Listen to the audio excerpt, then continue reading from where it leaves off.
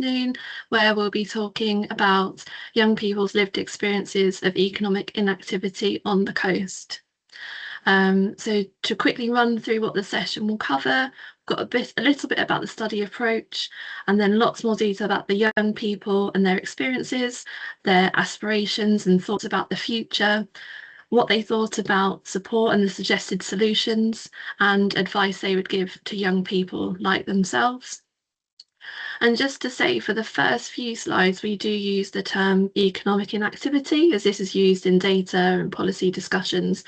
But when we move on to talk about the young people and their experiences, we don't use that phrase, as it's not something they recognise or understand, and it doesn't really reflect them as a whole person. So it's very much about the young people and what they can offer despite the challenges that they face. So my name's Sophie, I'm a principal researcher at KADA Research, and I'm joined today by my colleague Bridget, who's a senior consultant, and we both have spent the last 6 months speaking to young people about their experiences. And just a bit about KADA Research, we are a social and economic research consultancy with offices based in Sheffield, Gateshead and the South West. So economic inactivity amongst younger people is a growing national concern, with increasing levels, particularly since the pandemic, and the recent Milburn review provided a very robust and stark diagnosis of the challenges that young people are facing up and down the country. And in York and North Yorkshire, economic inactivity amongst those 16 to 24, that's the second largest cohort. And with its ageing population, there's an increasing risk here about those young people not entering the labour market. And in terms of where it's geographically focused, the highest prevalence is in the coastal areas, so Scarborough district and those surrounding coastal villages. And that's why the research that we've been carrying out with the young people focuses on Scarborough and its coastal villages, to really understand their experiences, the challenges, their aspirations, what they want for the future, and their thoughts on support and how it could be improved. So in terms of the approach, it started with the desk-based activities and engagements with organisations who are supporting the young people and recruiting participants, which I'll talk in a bit more detail on the next slide. In phase 1, we carried out 23 in-depth interviews with young people, and this formed the evidence for the phase 1 report, and that then helped us in design the activities for phase 2, which were focus groups and small group discussions, where we kind of tested the understanding we'd developed and then asked more questions about what the support should look like, and what improvements they think would help young people. And both phase 1 and phase 2 are what is being presented in this presentation today. So in terms of the engagement pathways, so how did we engage and connect with these young people? At the beginning, we held a series of information events with organisations who support the young people to kind of promote what we were doing, explain what we were looking to do and who we were wanting to speak to, and asking if they could help us to promote and connect with young people. We also shared flyers physically and on social media. Most of the young people were connected to us through support organisations. Just 2 young people engaged with us through sort of the social media channel, and all but one of the young people were interviewed in person at the organisations that they were being supported at, and the other conversation took place via Teams. And I just want to take this opportunity to thank the young people who engaged with us and shared their insights, and also the support organisations who helped us connect to those young people. So the young people, we spoke to 23 young people in the first phase of the research, so that was the one-to-one interviews, and 11 young people in the second phase of the research. Across both phases, most of the young people lived in Scarborough. In phase 1, 11 of the young people were aged 16 to 18, and then the rest were aged between 19 to 25. And in phase one, there was a mixture of young people in terms of their gender, a mixture female and males, and a slightly more females than males in the phase two group. In terms of wider characteristics, in phase one, all but one of the young people had a mental health condition and 3 had physical health conditions. 5 of the young people had autism, 5 had ADHD, 5 of the young people were mothers and 2 were fathers. And it was most common for the young people to either live alone or live with their parents or families. So in terms of the young people, through the research and the analysis, we identified 5 themed areas as important foundations for a young person's successful transition to adulthood. And on the right is a diagram which shows this. So we've got education, friends and peers, family, home and housing, and health. And we found that if one or multiple of these foundations become unsteady, then the young people can experience challenges in remaining or re-entering education or employment. And we use these themed areas, so these foundations, to try and understand and map where a young person was in relation to work or returning to education, which I'll talk you through now. So on this diagram here, if we look across them, this is all the young people we spoke to in phase one, sort of mapped in the different groups. So to the left, we have the young people in crisis, and these young people had multiple and intense and compounding barriers with all the foundation areas in some form of crisis.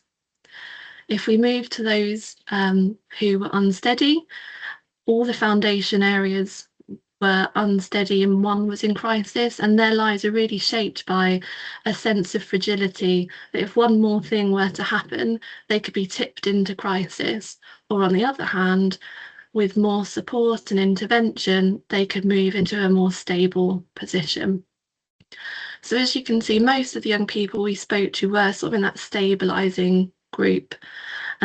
And they had a mixture of unstable and stable foundations, and were receiving a mixture of support.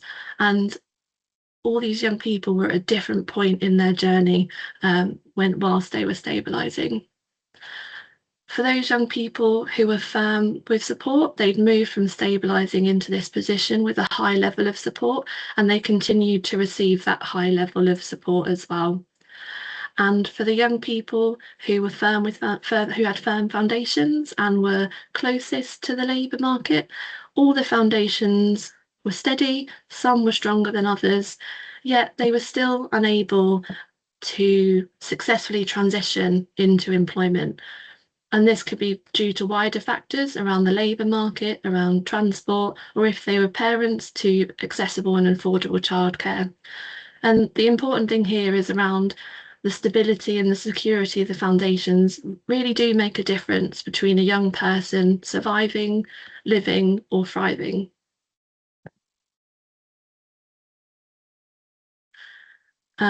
So on this diagram here, we have mapped what a pathway for a young person might look like through education and into higher education on this pathway and into work.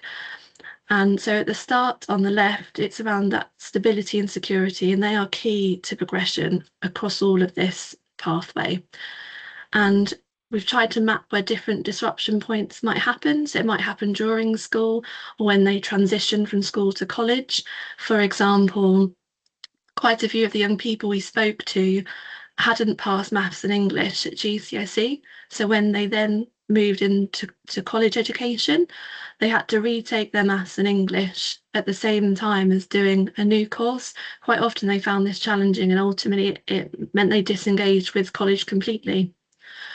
And if we move along, for those who had successfully engaged in higher education, so we had 2 young people who were graduates, they returned home, and the disruption for them was around being unable to find graduate opportunities where they were, and also they were starting to struggle with their own mental health, and so this barrier could quickly evolve.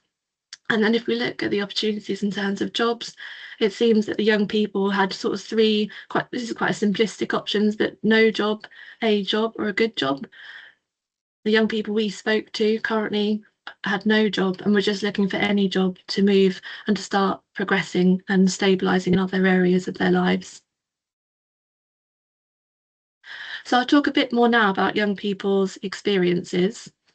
So just to say really that no one experience from the conversation we had from the young people was the same. So it was all, they may have encountered different challenges or the same challenges to different intensities, or the same challenges but with access to different resources and support.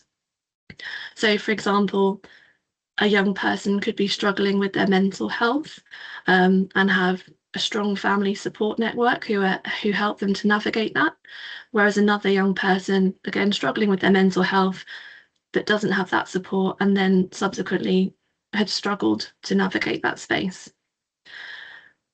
Many of the challenges that the young people shared relate to fundamental instabilities in their lives and often could be traced back from that point of crisis back many years.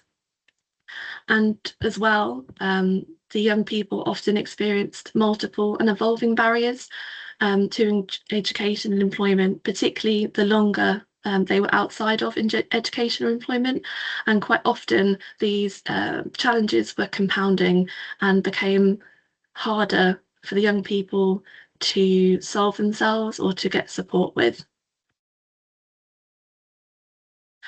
So we've got the same diagram here where we've got the different groups of young people. This time we have mapped the first barriers, the first reason that the young person disengaged with education or employment. So we can see here in the dark blue that the most common was mental health, followed by family, which is in the pink. And we can see across the different groups, there's lots of different reasons for the initial reason that the young people disengage with education.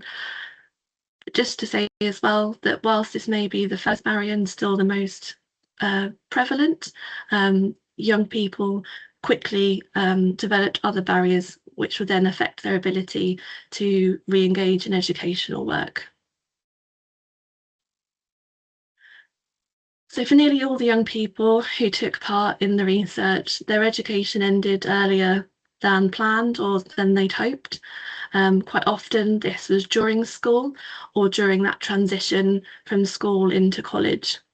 The most common reasons were around bullying and the associated trauma of that, instability at home, and experiences of care.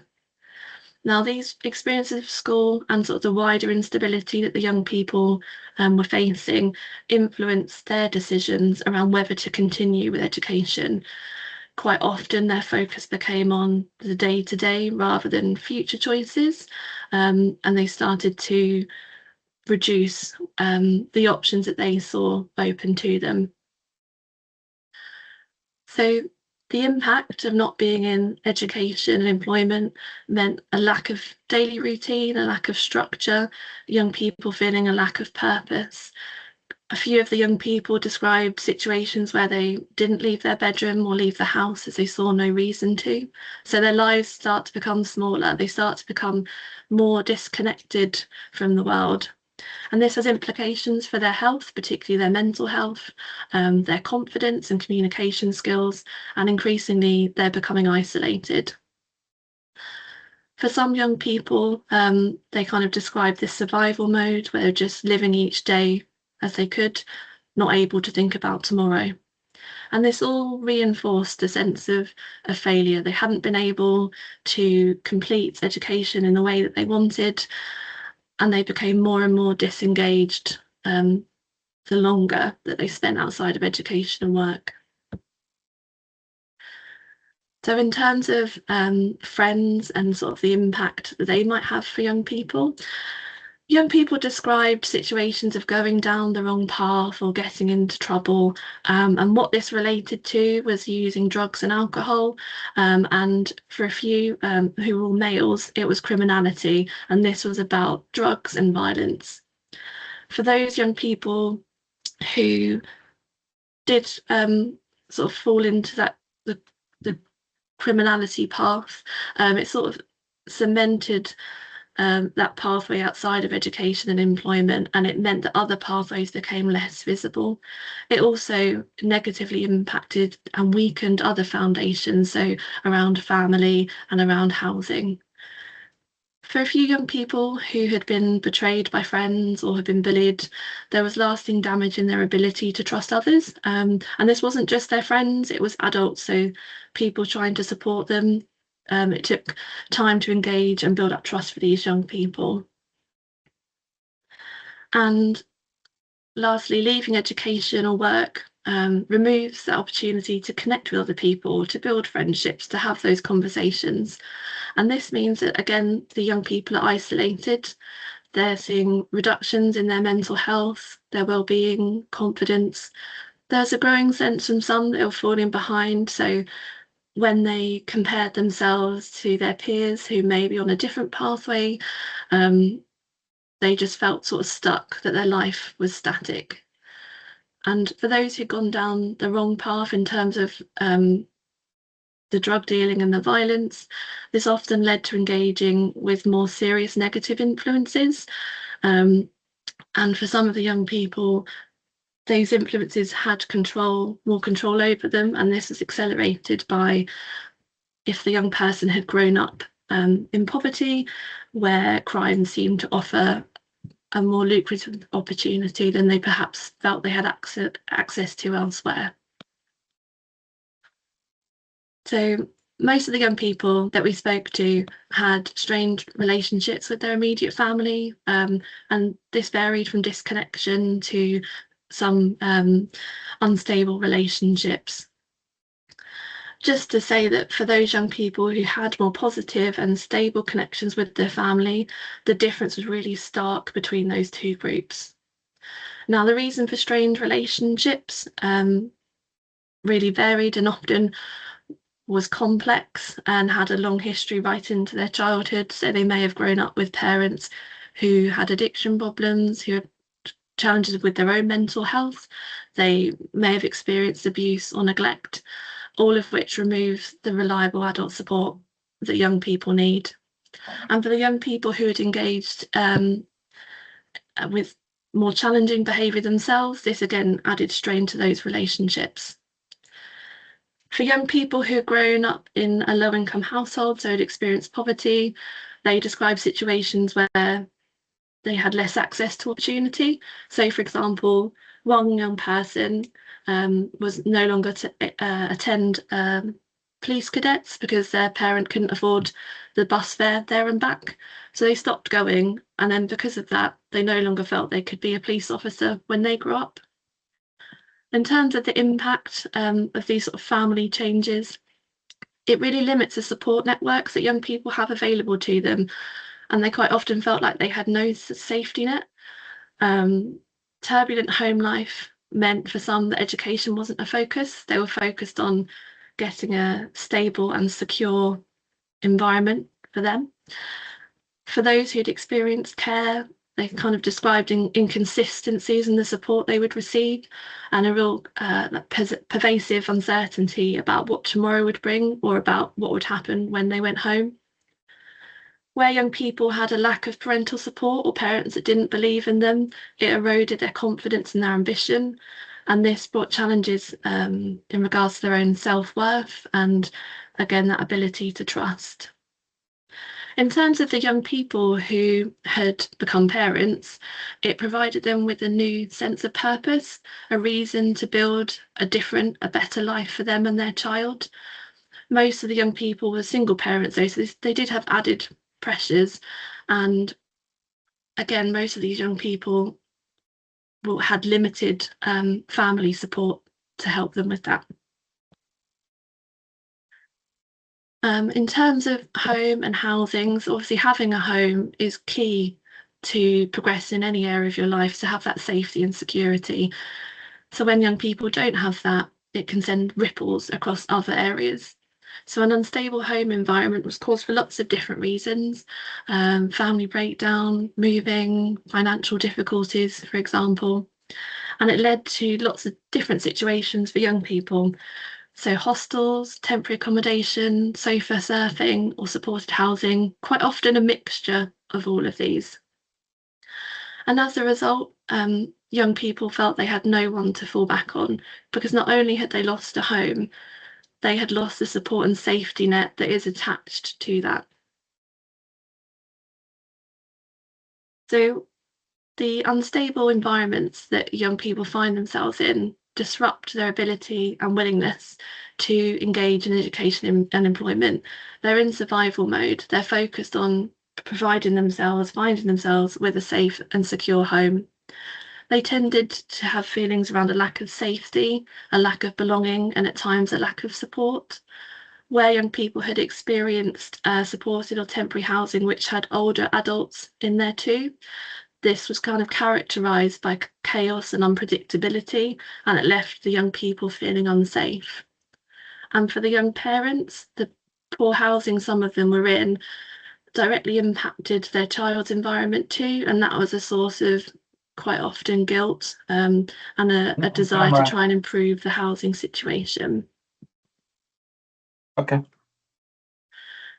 In terms of health, so mental health, as I mentioned earlier, was the biggest barrier for the young people. The most common conditions they spoke about were depression and anxiety, and the intensity of that really varied from low-level anxiety to situations where young people were hospitalised due to their mental health. The young people spoke about their mental health challenges starting in school, quite often connected to bullying, and how then it would just fluctuate throughout their life.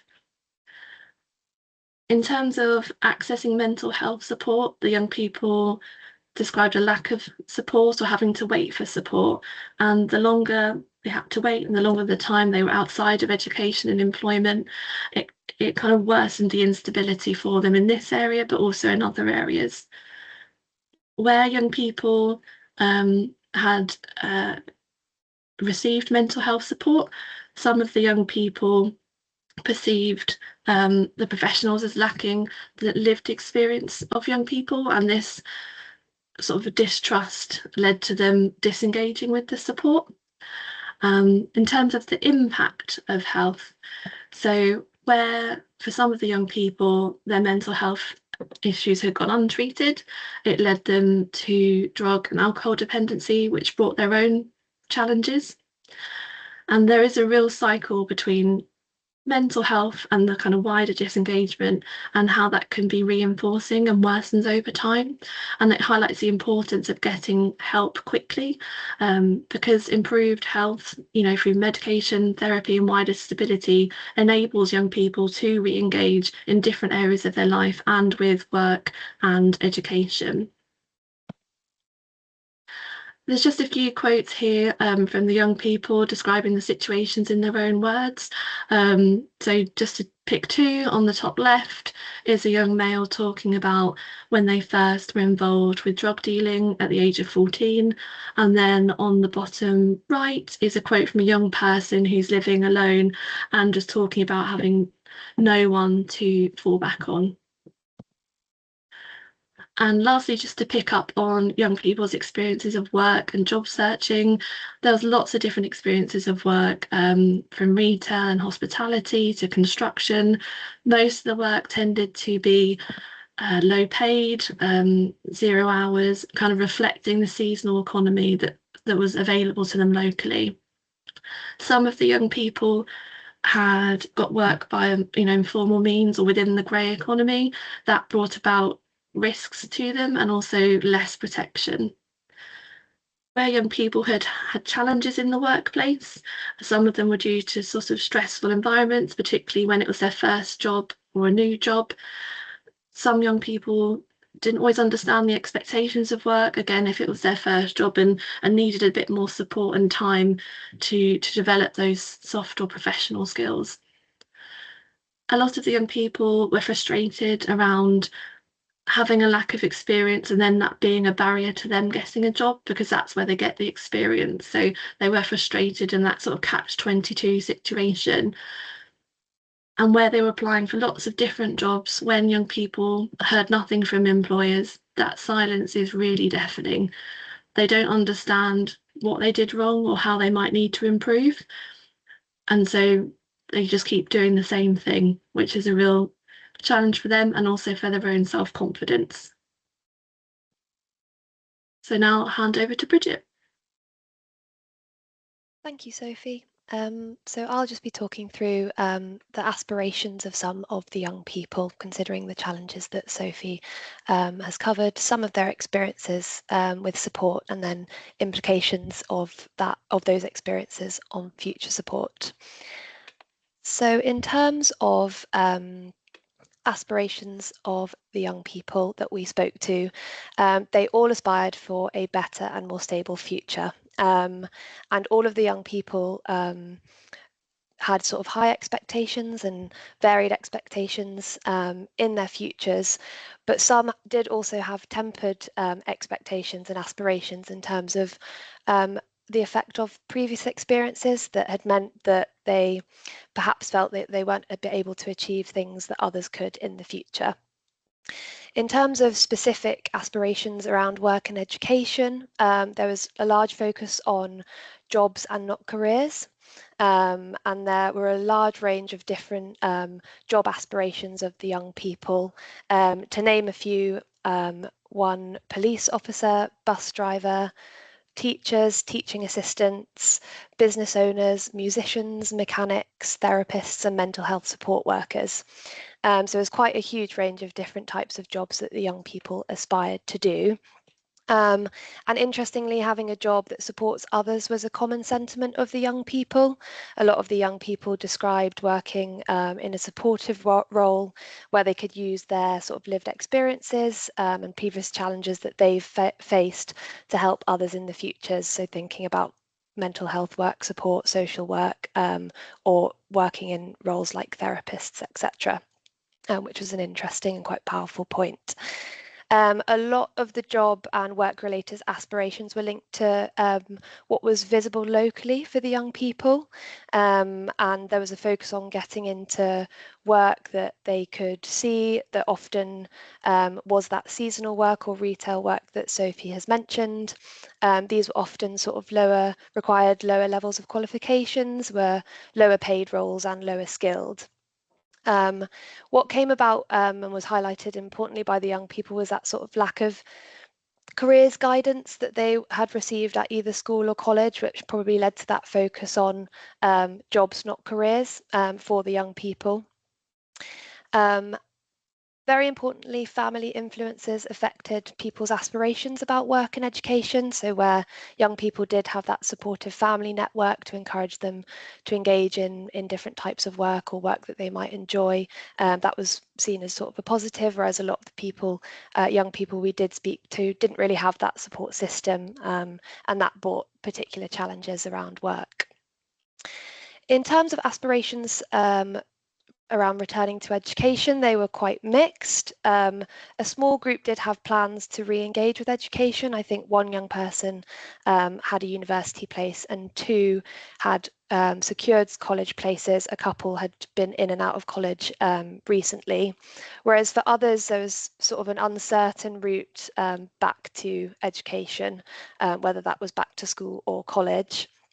And a large majority of the young people expressed that they didn't want to return to education for a number of different reasons, including that feeling of sort of almost failing again. A lot of the young people mentioned that they would feel quite out of place going back to school or college, especially perhaps being a little bit older than some of the cohorts that they might be working with if they were to re-engage with education. So there was more of a consensus that young people didn't want to return to education. And in terms of the work-related aspirations, a lot were focused around that sort of immediate need and a means to an end. In this case, for the young people, just getting a job to earn a bit of money to get by, and they weren't linked to those careers or sort of an interest or a passion that these young people could specifically focus on and progress a career in. If we move on to the next slide, this slide just has a couple of quotes that demonstrate the wide variety of different aspirations and hopes of the young people for the future. And in order to get the young people to sort of open up to us and discuss their aspirations, we undertook a sort of focus group session task where we asked them to pick different postcards that would represent what their future looked like in terms of their aspiration. And you can see in this image there are 4 postcards that are chosen by one particular young person, which demonstrates sort of the wide range of aspirations that young people were looking to, including things like travel, family and friendships, and that, building those relationships, having a stable home environment, and also learning as well. And those quotes just demonstrate the sort of variety of aspirations that the young people had, which is a positive story. In terms of the sort of wider aspirations in life, as I mentioned, there was a focus on the sort of immediate need rather than a long-term future, but all young people did aspire for that sort of long-term stability and security across different aspects of their lives. A reliable and good income was seen as something that was really important to them in the future, enabling them to have a sort of more stable housing and home life, and the ability to support their families as well was something that was mentioned that was important to them. Friendships and family were a priority area for the young people, especially those who had previously had tarnished experiences with friends or family relations, who wanted to sort of make those new connections and build those new, more positive, healthy relationships with friends or family members in the future, who had potentially had more negative experiences in the past. A key driver for the young parents that we spoke to for their future was ensuring a stable home environment for their own children that they may not have experienced previously. Driving for that stable future for their children was something that was really important to them, that they highlighted to us in the conversations that we had. Interestingly, travel came up repeatedly and was something that the young people wanted to do a lot of, but it wasn't seen as a luxury. It was seen as sort of an experience to see new things, experience new things. A lot of the young people we spoke to didn't have a passport, hadn't travelled abroad previously, and hadn't really travelled that much in the UK. So the opportunity to travel and see the world was a way of sort of building their own confidence and sense of achievement, and feeling as though that they have achieved something, whereas in other areas they may not have done previously. And I think one person did say that they wanted to travel to space, so that just gives a bit of a scale of the aspirations of the young people that we did speak to as well. And then finally, being healthy and active came up quite a lot. And this was particularly true of those who suffered with sort of mental and physical health conditions, but also as sort of a more general point around those young people who weren't engaged in school or in work and had sort of lost that sense of routine. So one young person described sort of how currently they were not in work and how that lack of routine had resulted in worsening social anxiety. So there was a wish for sort of drive to get out there, stay healthy, stay connected with people in life, as well as sort of trying to find that consistent relationship with school and work going forward. Thank you, Sophie.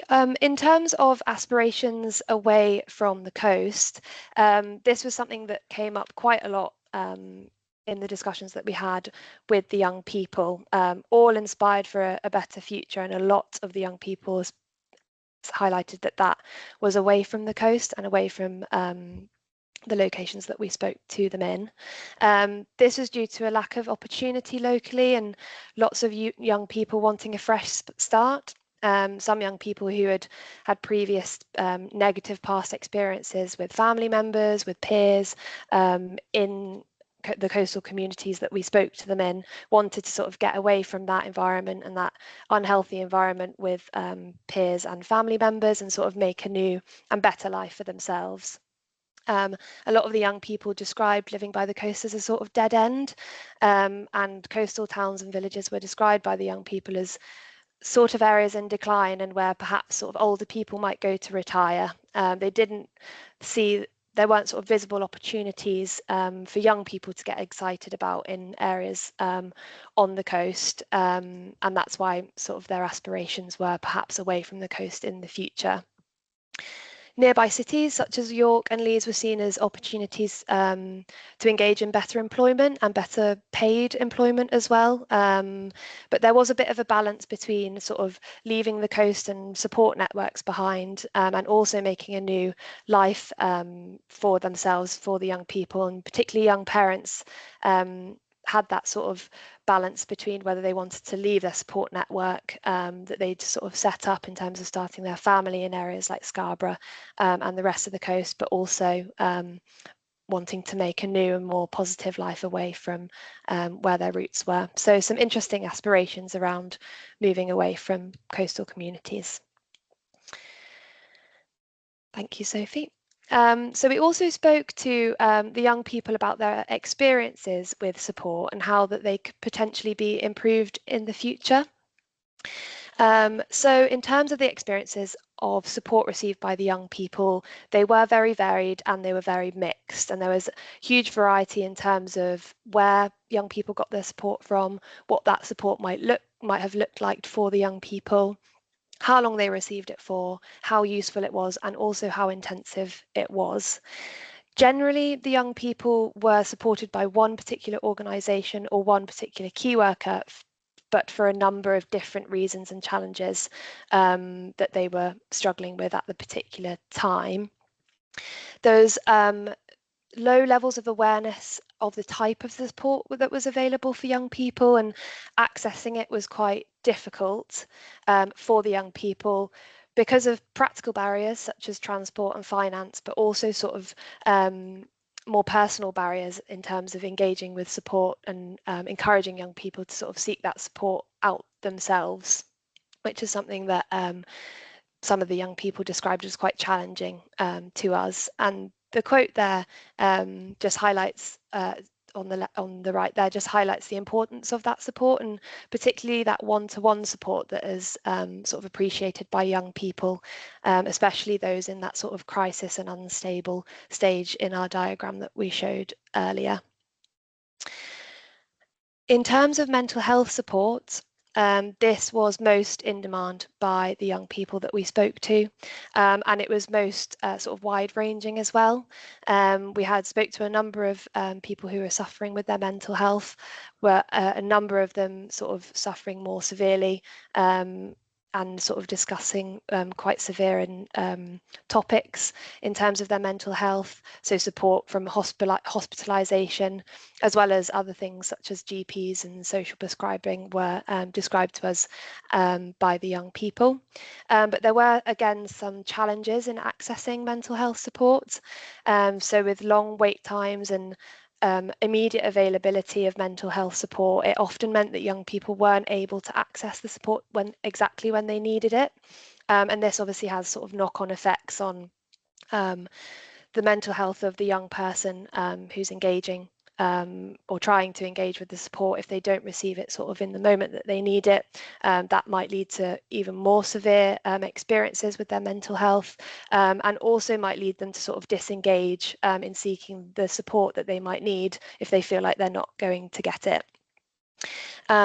Parents and carers also play a really important role in navigating mental health support.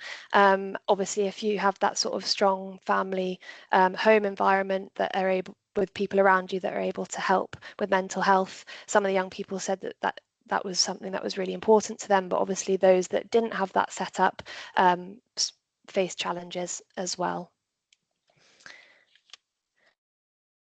In terms of the support received by the young people from charities and community groups, this was seen as sort of really vital support for the young people.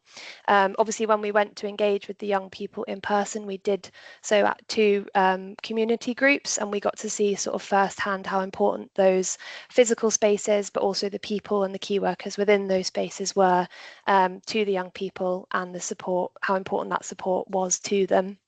That physical space is really important for the young people, somewhere to go that provides that sort of safe and comfortable environment was really important, especially for those that, again, don't have that environment at home. And also sort of building trusted relationships with key workers is something that was highlighted as really important and effective for helping young people navigate challenges and the barriers that they're facing with engaging with education or employment, or sort of in the steps before that when they are potentially in that crisis zone. Building a routine was really important for the young people, and obviously the charities and community groups locally that provide that opportunity for young people to attend on a regular basis was really important to the young people. Interestingly, some of them mentioned a bit of nervousness before going and engaging with community groups, but then sort of said that they felt much more comfortable once they got to know people also attending the groups and got to know the key workers supporting them, and actually that those relationships built over time have been the most beneficial for those young people.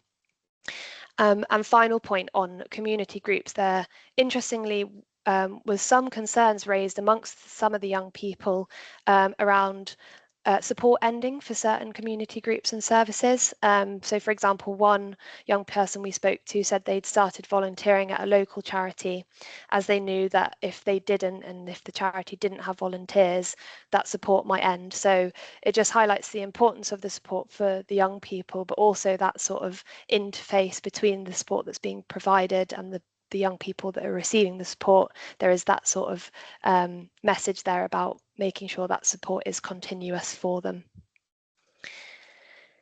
In terms of support from college or school, there were quite mixed experiences again for the young people.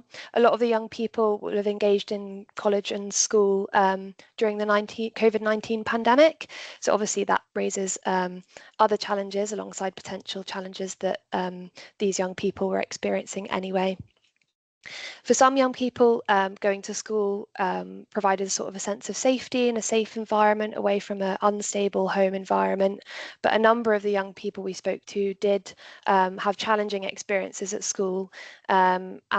Sophie mentioned before the sort of bullying that was experienced and the traumatic experiences that happened at school did have quite a lasting impact on a lot of the young people, and meant they didn't have the wish or desire to re-engage with school at all going forward. There were interesting relationships discussed by the young people around their relationships with teachers. Obviously, some of the young people mentioned bullying in school, primarily by peers, but a small number did mention bullying by teachers, or sort of not being fully supported by the teachers at school, which obviously has led them to disengage. But obviously positive experiences were all linked to good teachers, which who have obviously provided interest in the subjects that potentially young people were interested in, and that led to more positive engagements for the young people at school that we spoke to.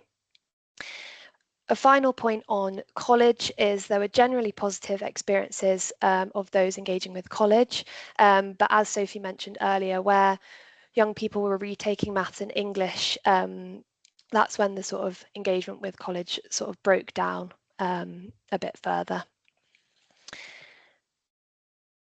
In terms of experiences of wider services, a lot of the young people did have experience with statutory services, so things like social care, housing support, the criminal justice system and the benefit system. There's quite a wide variety of different opinions of those services, and the key finding really here is the sort of lack of oversight, communication and coordination of those particular services. A lot of the young people said that they sort of questioned the effectiveness of the services and whether they were communicating within themselves, and this led to young people having to sort of relive and retell traumatic experiences and repeat experiences to different services that they were engaging with, and this ultimately led them to have a feeling that they were sort of falling through the gaps, and of course that will have knock-on effects in terms of sort of further destabilization if young people are unstable or at crisis point anyway. So there was a point around there was that linking up of wider services and how can that be potentially improved for young people going forward. So considering all the different experiences of the young people that the young people had around support, we've summarised some sort of key implications for future support going forward. Starting with prevention-focused activities and earlier intervention, which should sort of hopefully reduce the risks associated with that inactivity. You'll start by engaging young people early and engaging young people with support that they need as early as possible. That joint up multi-agency approach was highlighted as something that's really important for young people, especially those at risk or those who are still outside of education or the labour market, especially those in crisis too, and different partners communicating with each other to sort of make sure that everything is in place to support a particularly young person with all the barriers that they're experiencing. Key improved access to mental health support, which I have discussed already, which could include sort of social prescribing and sort of longer term access to things like therapy and counselling. A mentor programme for young people who are in need of sort of that more holistic wraparound support approach. Improve access to careers, advice and guidance at school, and in potentially in other organisations as well. We think it's really important to have sort of those visible and accessible routes and pathways to education, and also sort of links to employers, key employers and employment as well, so that young people are able to see different pathways that they could go down and see which that they could be most successful in. Trauma-informed approaches we've highlighted as something that's really important in order to support young people who have been struggling or had more sort of traumatic experiences. Exploring the data and exploiting the data and thinking about the different reasons as drivers to the inactivity that we've been discussing today. And finally, an accessible, safe and welcoming space, a youth hub, was seen as something that's really important for the young people, and sort of a physical space was highlighted by the young people as something that they would really appreciate. So the young people did highlight a sort of physical space, as I've mentioned, something that's really accessible and open, flexibly, whether that's evenings or weekends. So young people, if they are struggling, can go and engage in support whenever they need to. A multi-purpose sort of youth hub set up with different types of spaces, different sizes of spaces. Young people describe sort of having larger rooms to socialise with peers and smaller office rooms to sort of engage with mental health support or have one-on-ones. And even a sensory room was mentioned by one young person to just be able to go to and feel more relaxed and calm. And just a fun, comfortable environment for young people to go and socialise, but also just be themselves. And that quote sort of captures it quite perfectly, a safe space to escape and feel at home, where perhaps young people might not have the ability to do that in their own home life. And I'm just going to finish on this slide, which summarises the advice from young people. So one of the focus group activities that we undertook with young people was asking them to think about what advice they would give to someone a little bit younger than them, perhaps their younger self. If they could go back in time, what might they be able to do differently? And actually it generated some really interesting and powerful bits of advice from the young people around sort of building those trusting relationships, building relationships with people that would help support them in life and in the future, not being afraid, to seek help when you might be struggling, and also doing things that you enjoy and make you happy. So you can see for yourselves some of the direct quotes there that the young people said to us, which is really interesting, I think, and just encapsulates the positivity as well as some of the negative barriers that we've discussed that the young people are facing. And I'll hand back to Sophie for final conclusions. Thank you, Bridget. I would just got a few kind of concluding messages.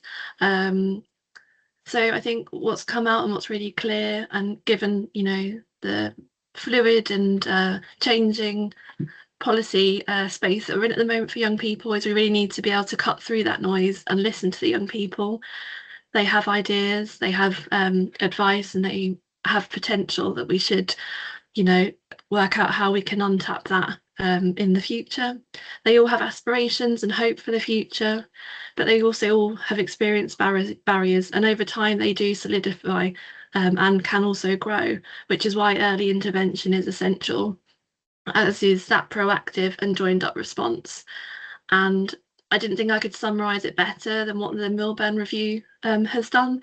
So just to pick out a few of those kind of keywords in this quote, it's about a system, it's about participation, it's about outcomes, it's about permanent architecture, and it's about things being funded at a level that treats young people as an investment and not a cost. That's it. So thank you, and I will stop sharing my screen and open it up for questions.